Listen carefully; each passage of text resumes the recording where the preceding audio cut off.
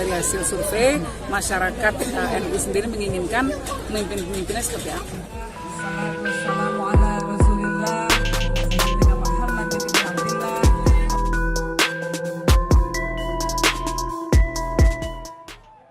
Suara NU ya, menurut saya suara NU, masyarakat NU sudah punya kebijaksanaan sendiri, hati nuraninya juga sudah jelas, mereka bisa menentukan pemimpin seperti apa yang mereka inginkan.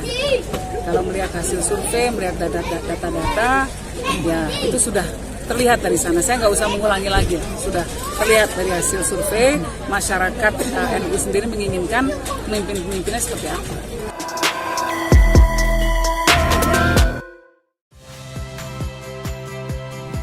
Saya Agin Fridianto.